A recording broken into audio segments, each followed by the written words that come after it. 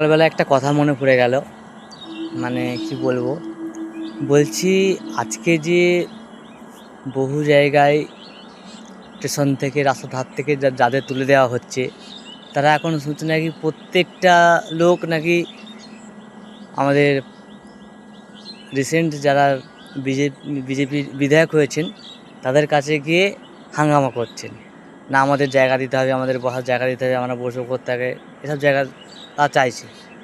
আমি তাদের ক্ষেত্রে একটা কথা বলতে চাই যে যখন আপনাদেরকে কোনো সিপিএম নেতা বা তৃণমূল নেতারা বসিয়েছিলেন, তখন কি তারা বলেছিলেন যে তোমরা এই জায়গায় বসো, কিন্তু এই জায়গাটা কিন্তু সরকারি জায়গা, যে কোনো মুহূর্তে কিন্তু তোমাদের তুলে দিতে পারে? এটা কি একবারও বলে বসিয়েছিল? বসায়নি। আপনাদের ভোট নিয়ে তারা কাঁড়ি কাঁড়ি সম্পত্তি করেছে, কিন্তু আপনাদের একটা নিশ্চিত জায়গা দেয়নি যে আপনারা এই জায়গায় বসুন, এই জায়গা থেকে আপনাদেরকে তুলতে পারবে না। তাহলে অতএব বর্তমানে এখন তো এই সরকারের কাছে সে লাভ নেই। যাদের আপনারা বসেছেন তাদেরকে ধরুন, যে আপনারা যে এত টাকা নিয়ে আমাদেরকে এখানে বসিয়েছিলেন, তাহলে আমাদের এই জায়গাটা নিজেদের হলো না কেন? এটাকে জিজ্ঞাসা করুন, তাহলেই বুঝতে পারবেন ভুলটা কাদের, আপনার না এই রিসেন্ট বিজেপির বিধায়কের। ভারত মাতা কি জয়, জয় শ্রীরাম, রাম রাম।